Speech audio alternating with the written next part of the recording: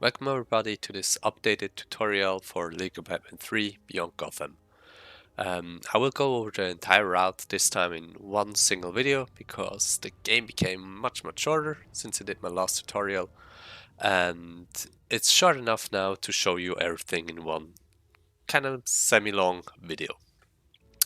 The route I will be showing is for PC players.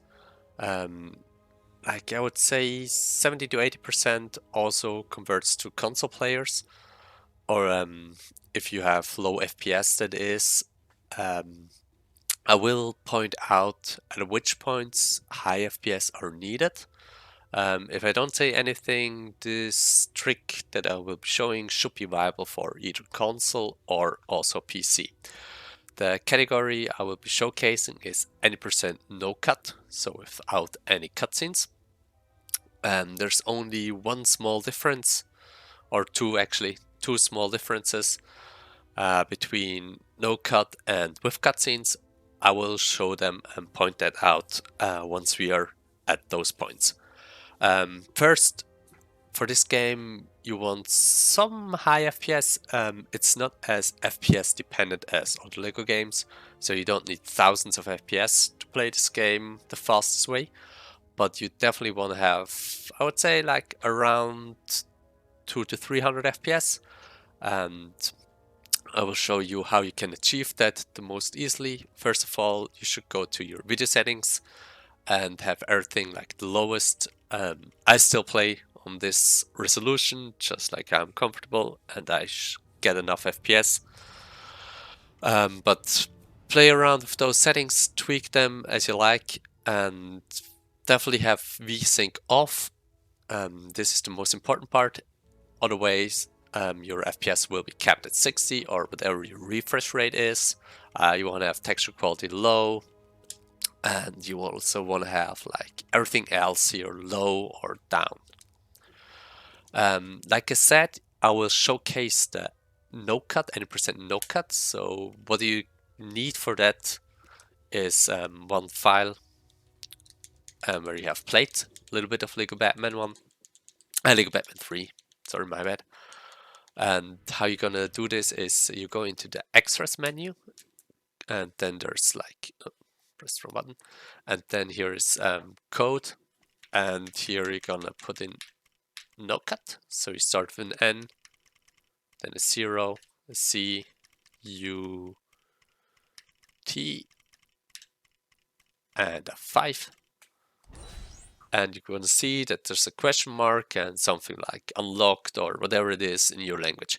You can play this level in like your language of choice. It doesn't matter what language it is.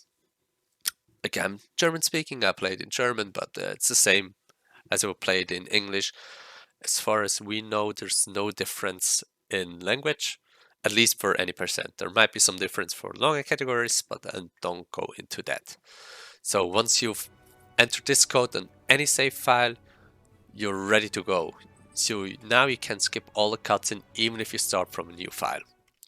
So you just do this at the beginning of your session when you want to do runs, enter the no-cut code, and then you're gonna start runs. So this game is speedrun in less than 5 minutes. Therefore, I highly suggest you play without saving. There's one caveat. If you're playing with cutscenes, you need to save. I will explain that once we get there. But let's put it that way. No cut, you don't save. With cutscenes, you save. So you're gonna play without saving. And timing starts as soon as you confirm this prompt that you're not gonna save. Then there's two cutscenes. You're gonna skip them immediately by pressing X and triangle on the Xbox controller. You're just gonna skip them as quickly as you possibly can. So now we are here in Pursuers in the Sewers. The first thing you're gonna do is you can switch immediately characters once the level load in. So we need Robin though. A way to get like a head start is you run behind Robin and start pushing him until you can switch. Once you can switch, you time a double jump to get over this pool of water in one smooth jump. if you don't get it in one smooth jump, something like this will happen and you slow down. If you get like super close, you can get stuck here, as you see here. You could get stuck here. So best thing to do, get like a very well timed edge jump. So speaking of edge jumps, what actually is an edge jump? I can demonstrate this right around here. So let me get around here. So in this game there's like a phantom jump mechanic, so I can run off the edge and still be able to jump. I don't need to jump while I'm still on ground. I can jump a little, like a couple delay frames. So once I'm over the edge, I can still get a jump in. That's called an edge jump. So you want to get used to the timing, how long you can wait, because if you wait too long, as you saw, you can't get a jump anymore. So you want to get used to this delay here. Best thing is just go here and try to run off the cliff or run off the edge here. If you fail it, you have to do the like climb of shame up the ladder, but get used to this delay, how long you can wait. Another thing you have to get used to is how long can you actually delay your double jump. So you can just spam it like I do right now, but you can also like wait it out a little bit, and if you just spam it, you see how far I get. I'm standing here, I started here. If you just delay it, yeah, you can see you get like a way greater distance. So you need to get used to how far you can like delay your double jump and just the general timing of edge jumping. So, okay, back on track. You spawn in with Batman here, and you can't switch immediately at the beginning. What you're gonna do, you push Robin over to the other side, and then switch to him, run over here, jump across the pool of water in one smooth double jump. And now comes probably one of the hardest skips in the game. This is barricade skip. For this one, you want to jump on top of this barrel onto this debris here, and now you really want to get like a good edge jump into delayed double jump around the big invisible wall. If you don't make it, that's fine. It's a hard trick. It's a hard skip. It takes many attempts. Also, you have to try this in replay story. Don't try this skip in free play, because for whatever reason the invisible wall is not there in free play. But again, you want to get this delayed double jump around to this side here. It's a tough skip, so don't get frustrated if you don't get it like a couple, like 10 to 15 minutes. I remember it took me hours to get it like the first time. If you don't make it like I did here, there's a backup. If you land on this pipe, you can make it over here. If you don't make it over here directly, let's say you land here. From here you can still run to the right and jump over those pipes. Those are two really simple and easy backups if you don't get it. Try to get from the pipe over the fence. If you don't get that, jump over the pipes again.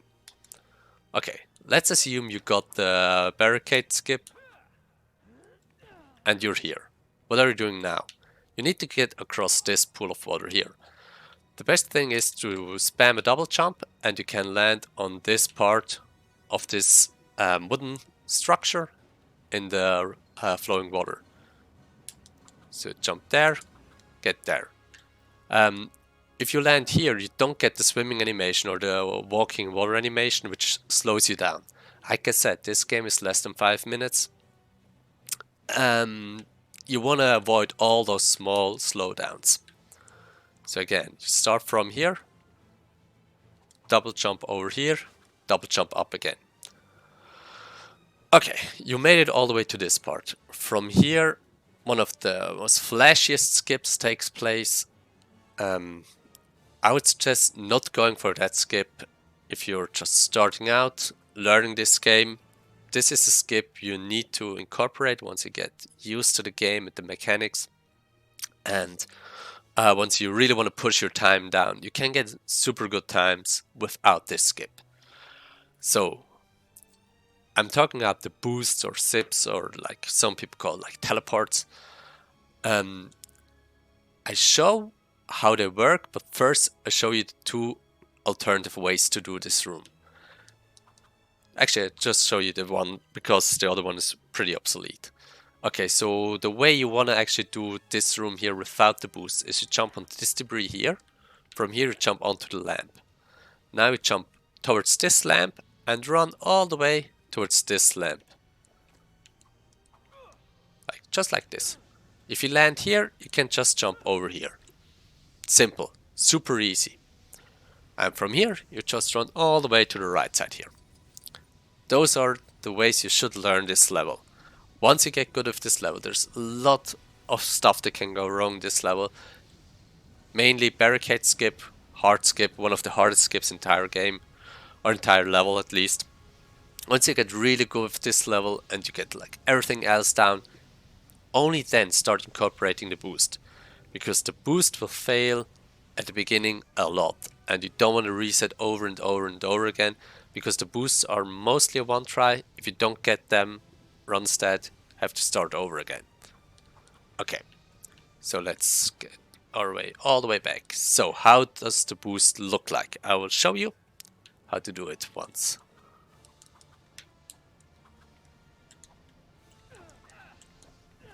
Like this. You saw me attempting it twice. That's why I said it's mostly a one try. You can do it twice or less without losing any time. And you saw what happens if you fail it. You'll land down in the water, and then you have to go for the backup. Backup, the one I said initially I won't show, but it will be just like double jump onto this part here, over here, and past the goo. That would be the backup for this. Okay, you saw how the boosts work, so let's actually show me how those are done. So the beginning is the same, jump onto here, onto the lamp. And now you see this pillar here consists of three parts. The part where I'm standing right now, it's like pointing to the left, it's angled downwards. Part here, where I'm also like slowly walking down. You see, I'm sliding always down with those parts, or those areas. Actually, this should actually be a little bit quicker, just to die here to get a respawn on top. So you see, those are like three surfaces, one point to the left, one point forwards, and one point to the right. They're all angled, and they're angled in such a way that I can't stand on them. If I stand on them and hold neutral, like if I hold the direction, I slowly fall down. If I hold neutral, which is the really important part, you see me like falling down quickly. I'm sliding down those, like I'm not in a... It's maybe a little bit confusing, but I'm not in a sliding animation. I'm just sliding down. There's a difference, like some surfaces give you, like, I think actually this is a surface. I get this one here. I know there's surfaces here that gives you a sliding animation. This is not a sliding animation. I'm just sliding down. Small difference, but a really important one. Okay, so start is the exact same. You want to get onto here, jump to this lamp, and run over here. As soon as you cross like this border where the like surface changes from a forward pointing surface to the right pointing surface, I'm pointing my camera, or not my camera, my character to the right where I want to zip to or boost to. Let go of the analog sticks, I'm holding completely neutral, and then attack once. You saw? I pointed Robin to the right, let go of the analog stick, and then I held neutral. I can showcase this here again.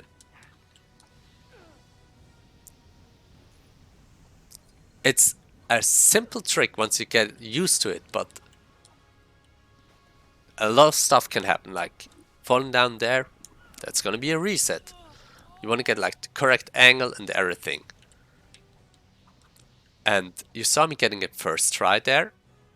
I'm gonna showcase how I would normally do it. I would just go up there and try it. If I don't get it, I'm going to land on the lamp, double jump up, turn around, and attack immediately. It's going to be something like this.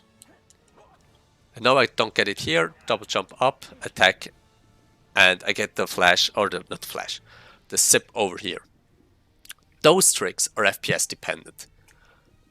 You need high FPS for those skips to work. Those don't work on console. On console you have to go for the slower, just run across the pillar strat. Now you're here. Now this is time for train skip. So I will showcase the console version first. The console version is actually, I'm gonna think about how I can showcase it best. Okay, give me a second. Okay, so I will showcase the console version, or the version without the zip, the version you should learn first. You will be coming from here, and then run over here. You're gonna jump and land on this corner of the railing. From here, jump all the way over to here. If this is too risky for you, you can also jump from here and over there. But it's a pretty simple jump, just like this. Then you jump over this rails once, because yeah, you get stuck here, so you need to jump. From here, jump onto, double jump to this pillar. Now it's a pillar to pillar jump, and it's just a single jump, so you can just press it once. Get over here, jump, attack, so you get into sliding animation. This is the sliding animation. It's not the sliding down animation, this is the sliding animation. And from here, you just go all the way to the right. And now I showcase the zip version. Zip is exactly the same principle as before. You double jump as high as you can here, face to the right where you want to zip or boost to, and then attack once while holding neutral on the D-pad or the control stick. But this one is way trickier, because if you're already at the edge, you don't get the zip or don't get the boost. So let's try this. You have to be really quick here. Like this. That's the version, yeah, that's the thing you want to look for. And this one is even more difficult, because you need a really good angle. You need to be really high up here on the surface, and then warp all the way across the other side without like really touching the other train, because only then it's the fastest. You saw this was not a good attempt there. Like this would be a good attempt. Also, if you're wondering how I'm teleporting quickly back and forth, it's with a small program I wrote, which makes it easier for me to practice. But yeah, you want to get like a warp quickly over to the other side, and then slam down so you're inside the water as quickly as possible. You want to be inside the water as quickly as possible, because that's actually the fastest way, like how you can move. It's quicker to swim than to walk or run. Okay, you swim all the way over to here, and from here you have one option and one swag option. You jump over to this like border here onto this side. Now here's another part. This one is slippery, you're sliding down.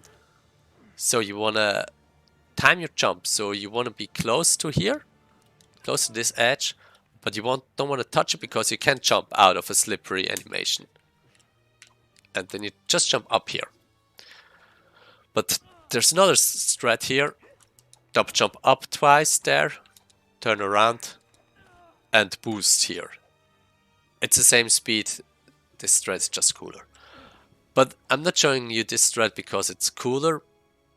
Well, not solely, there's one reason I show you, but the other reason is this is the spot you want to like practice and get used to boosting. Because here you have a really big window when you can just attack. You can wait and you still get it. You don't have to like get this like super quick boost here. But if you get it, you land on top of here. So there's like, you can practice this here, get used to how it looks like when you can boost, what it feels like to quickly flick the camera or the character around. And if you do everything correct, you get on top of here. So this is like your training spot. You want to go to this spot, at least like in the beginning of your session. If you want to do like a session of any percent runs, you want to get here before you start and try it a couple times, get used to like the boosting, turning around, attacking, facing the right direction. You don't have to go for that in a run at the end. It's it's the exact same speed. Maybe it's even slower. It's just cool to do this and get used to this strat. But yeah, recommend getting there, try it, practice it there. But actually, for actual runs, double jump up, jump over here. You jump, you will cut this corner here, and here's another skip that requires some high FPS. I believe it's actually possible on really low FPS, but I will still like mention that you need eventually higher FPS here to actually get this strat to work. So what you're gonna do is you jump on top of this box, you pull out the batarang or Robinarang or Robin stick, whatever, and you target the box. You will release your target, the box will break, but the box will break with momentum. If you jump off while you have the momentum of the box, it's enough to carry you over to the top of or to the next floor, next level. Like this. This will skip pulling down the ladder here, which is like a handy 5-second time save. So you go all the way back here, single jump, break, single jump and break. Build this thing and mash the button as quickly as you can and watch the small cutscene or camera pan. This is the first part of Pursuers in Sewers broken down. All you have to do now is go through this door, watch a cutscene if you're playing with cutscenes, skip the cutscene if you're playing no cuts.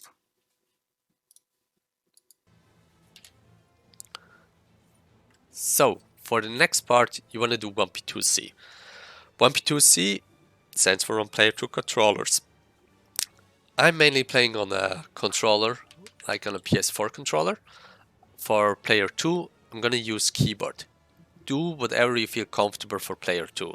It's highly recommended to do this single strat or section in 1P2C. It actually is really important for the part that's coming up next to have at least player 2 dropped in during that part. You need player 2 or Batman as player 2 once you finish this level, else a certain strat doesn't work. If you have player 2 or Batman dropped in as player 2, the strat will work around 8% of the time and it's a huge time saver. So you really want to empathize. If you're taking away one thing about 1P2C in this game is just have player 2 dropped in at the end of Pursuers in the Sewers. For the 1P2C itself, it's super simple. First, you can actually switch suits with the bumpers in this game. It's bumpers on controller, it's 4 and 6 on keyboard. Keep that in mind. You want to use that because we're gonna start the next section. The game gives us the suits we would have normally at this point, and once we actually call in player 2, we need to change suits. We change it once on controller with the bumper, and we press 6 or 4 on the D-pad if you play with standard controls on the keyboard, if you play with standard control once, to get the stealth suit for Batman. Really important to remember that. The next 1P2C section, it's that easy. It's really simple. You break some stuff, you can do it with one player. It's like everything is bottlenecked by Killer Croc. You break stuff, you build stuff. You run to one side of the room while you're building something. So you build with Robin. Just press down one button and you run with Batman to one side of the room. You press one button with Batman, jump with Batman, and step onto one button with Batman. It's all you have to do.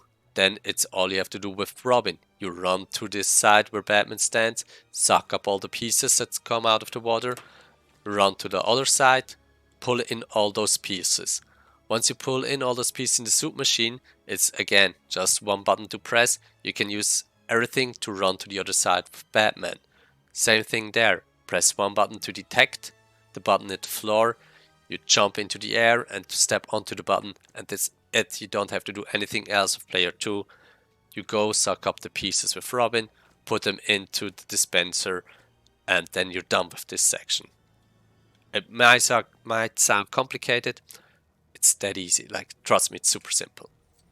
So we activate this cutscene here, and now we're in this section. We do a little shortcut, so we just jump into the box, over the box here, and then we're gonna start the camera pan and start destroying all the things.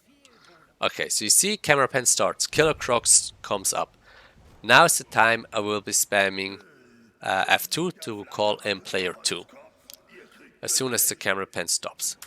And now I just destroy everything with player 2 and player 1. Super simple.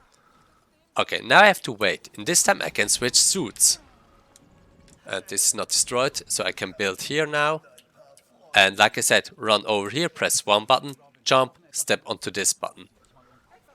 Change suits, everything is done with one player. Go to the left side here, put them into the piece machine, run to the other side. I don't only have to press one button with player 1, jump up here, activate this button. Don't have to do anything else with Batman. And everything here is bottlenecked by Killer Croc, so you don't have to be like perfect. Like, you saw me explaining everything, but I did this, I wasn't perfect at all.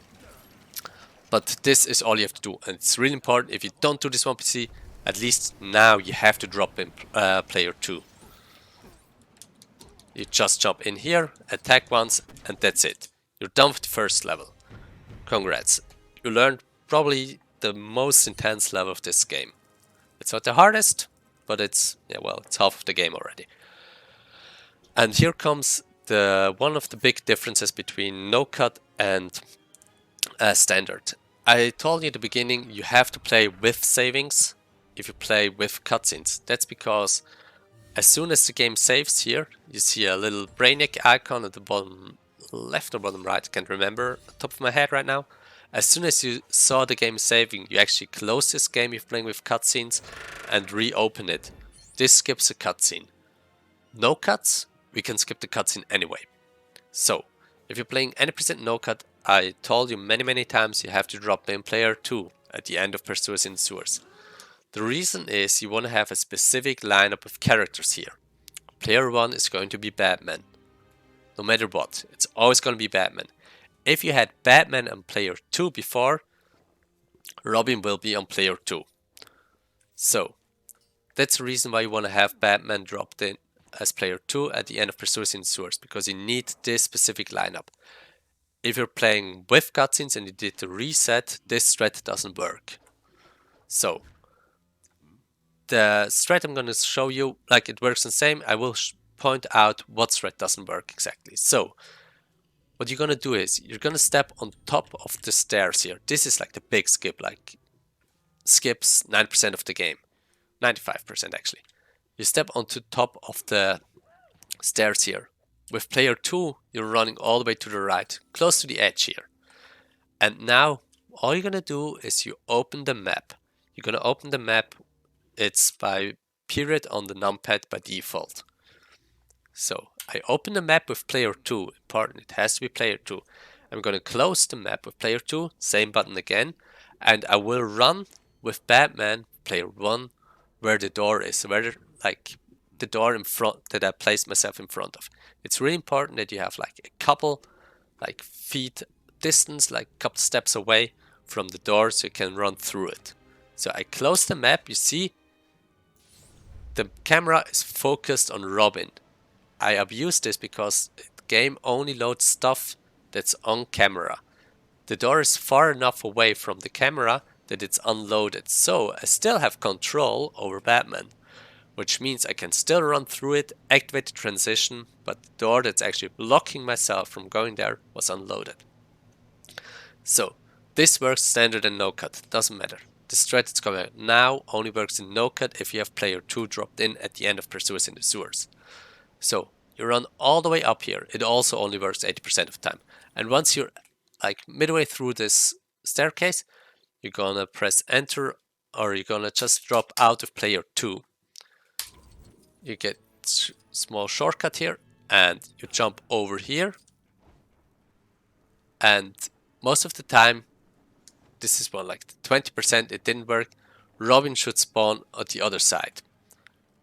20% of the time, 8% of the time, Robin spawns on the other side. It's like classic example. If you showcase something, it doesn't work. If Robin spawns on the other side, you just tag him, switch to him. The scenario I'm in right now is the scenario you would have if you play with cutscenes. You have to fall down here and do a little like detour over here. You jump up here and you just activate the elevator. It's not a big time loss, but just keep something to keep in mind. So you want to switch as soon as you're on top here. You want to switch as soon as you can to Alfred. So you want to have Alfred here, and you want to drop in player 2 at some point. I usually do it here or the room before. I just want to make sure that I don't have Alfred as player 2 because Alfred is needed for like a small boost here. So all we have to do now is we go to the bonus levels and activate them. That way we can skip all of the like game. And here's a small zip boost you can also do. You run past this corner back here and do a double jump, like just double tap the jump. And as you might see, down here is a rock. If you time everything correctly, you can land on the edge of this rock, and this will give you a really nice boost. Just try it. You don't lose any time. If you miss it, you can only save time with it. So something like this it should look like. You can get way bigger boosts, but just keep on, like you can practice this a couple of times. This was a really nice boost, and you can see like it just, the time it saves is like a couple of seconds because you don't have to walk all of this. So really nice like visual cue past this corner, double jump, and most of the time you should get a boost. If you actually get it like correctly and land on top of the rock there. Okay, so let's assume we got the boost. You're all the way back here. And same like trick here. You're gonna pull up the map with player 2 here. You stand in front of the bookshelf. The bookshelf, behind the bookshelf is actually where the entrance for the bonus level is. So you stand a couple like centimeters away or meters away from the bookshelf, open the map, close the map, run forward, activate the transition, and you're now in the not in the bookshelf, you're now in the bonus levels. In the bonus levels, once you enter this, you've done it. The game thinks you completed the entire game. So as soon as you're here, you go back to the watchtower, and all you have to do is finish the last level. So the last level is probably the biggest difference between console and PC, or bad quotation mark PC that don't require the FPS needed to do all the skips. I will showcase only the FPS dependent way. If you're curious how this level is done on console or the intended way, I would suggest looking up the console record for this game. But it's too much to showcase both ways. It's more or less just 1p2c the entire level and do it as fast as possible. So you're gonna open up the map again, and you're going all the way to the right to break the ice, and you select story. And now is a good time to actually talk about out-of-bounds stores. So an out-of-bounds store is a transition, a trigger that's placed out of bounds that acts as a checkpoint. Once you hit it, the game assumes you've done everything needed in this room and teleports you or loads in the next area of the game. Like just imagine you saw Pursuers in the Sewers. To advance from the first room to the second room where the boss fight was, I had to walk through the door there, or through the gate. There's like different scenarios. The level can also advance to the next stage by just like killing a certain amount of enemies. The game could say, yeah, you've completed like what you have to do, load in the next area. So because the game has to load in a different map, those transitions, like these checkpoints, are always stored at a specific point in the map. They're usually out of bounds, usually not accessible. But luckily for us, in this level, we can access both triggers, the one to advance to the second part of the level and the one to skip the entire Superman fight by some clever maneuvering and some glitches and some precise positioning and jumping and parkouring. So, fastest way to do this would be to have player 2 on keyboard and have player 1 dropped in. If you're not comfortable enough to play everything on keyboard or on your second controller, of course, if playing controller, if you're not comfortable enough to do this, drop out player 1 or player 2 and do it on controller. It's fine. Best, I said, it's the optimal way. It saves you one dropout. And actually, it doesn't even save you one dropout. It actually makes it faster for the second strat, like in the second part of this level. It's a difference from 2 seconds, if even. So that's why I said it's the optimal strat, but feel free if it's too hard for you, if you're just learning this game, make it with controller, one player only. I will be showcasing it on player 2 with keyboard. So what you're gonna do is you run all the way back here. There's 2 strats. You can either jump from here to the branch of the snowman, or you can also go all the way back here. And here's another part where you really need like really high FPS to actually make this part better. So since I'm recording and everything, I don't know if I have enough high enough FPS to showcase it properly, but I will showcase it back here. It's the exact same thing if you do it from here. Just remember, you can do it both ways. This is a tiny bit faster. Okay, let's do it from here. So all you're gonna do, the next glitch you're gonna do is called suit warp. So by having uncapped FPS, so VSync off, and changing, like being in this spot here is like a special spot. Back here is also a special spot. Those special spots are the ones you're sliding off slowly, like the boost spots, basically. I'm sure you can also boost from here. But those are the special slots where you're slowly sliding down. Those are suit warp spots or boost spots. So we're gonna into a spot like this here. And now you're gonna do is you pull out the suit change menu. You can't do this with the triggers or numbers on the numpad on keyboard. You need to pull out this menu and then you press left to get to the magnet suit. And this will boost you up. So you wanna land on top of this pyramid structure. If you have high enough FPS, you can easily land on top of there. If not, just make it up to here. And from here, just switch between normal Robin and magnet suit Robin until you land up here. So the trigger is right around here. So you see like this structure here, this triangle structure. The actual trigger to advance to the next stage of this level is all the way back here and like a little bit back here and right around the tip of the triangle here.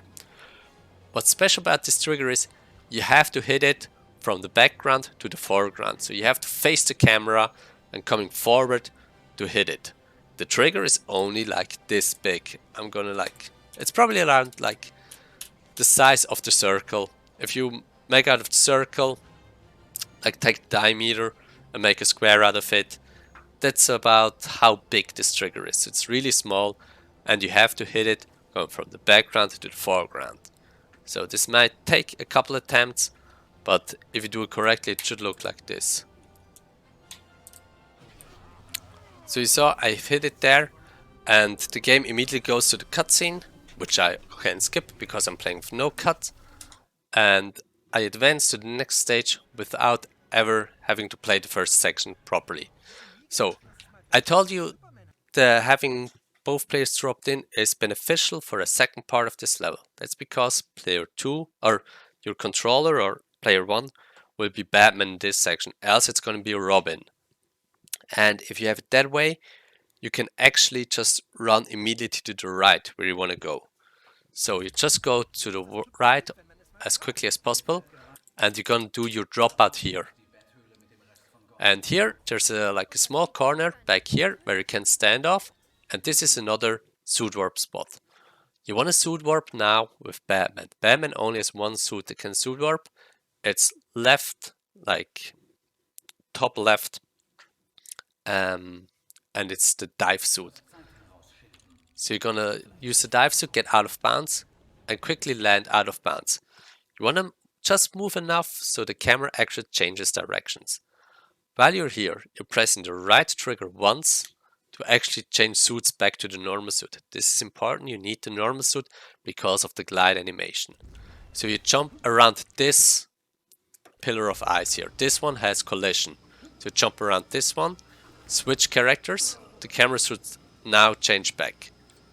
And now you're going to position yourself around this, I just stand here, around this actual ice block.